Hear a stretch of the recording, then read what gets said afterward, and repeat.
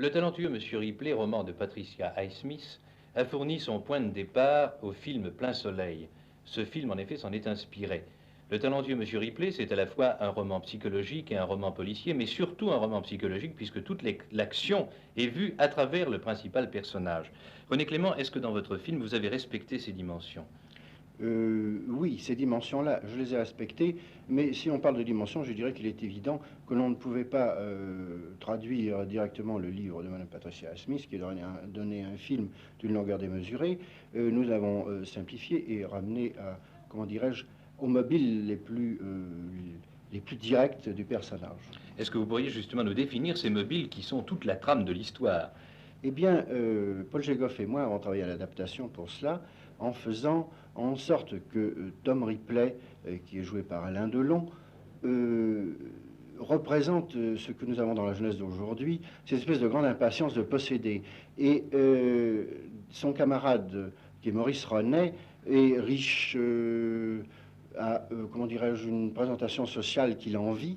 Il l'envie, il convoite ce qu'il a, de telle façon qu'il voudrait prendre sa place, être lui, en mieux.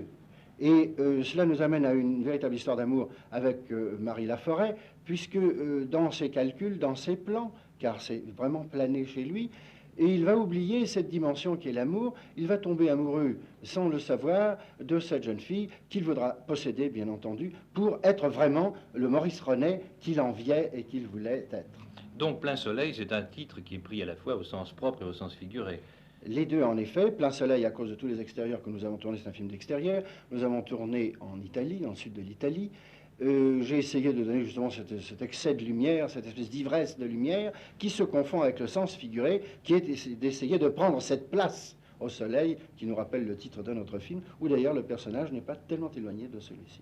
René Clément, si vous le voulez bien, nous allons maintenant laisser Plein Soleil de côté. Il ne reste plus aux téléspectateurs qu'à aller voir le film. Vous avez simplement donné les jalons, les points de départ. En ce qui vous concerne, il y a tout de même une chose remarquable, c'est que vous tournez très rarement des films. Vous tournez un film tous les ans, ou même un film tous les 2 ans. Est-ce que vous pourriez nous dire si cette rigueur absolue est spécifique à René Clément, c'est-à-dire si vous estimez que vous, avec votre nature, avec votre personnalité, vous ne pouvez pas vous exprimer si vous tourniez un film en 3 mois, 4 mois, 5 mois ou 6 mois, ou si au contraire, c'est une règle que vous considérez valable pour tous les autres cinéastes? Je la considère valable pour tous. Elle est applicable pour tous ceux qui travaillent comme moi. C'est-à-dire que vous êtes un auteur complet, par conséquent. C'est-à-dire ceux qui font leur film.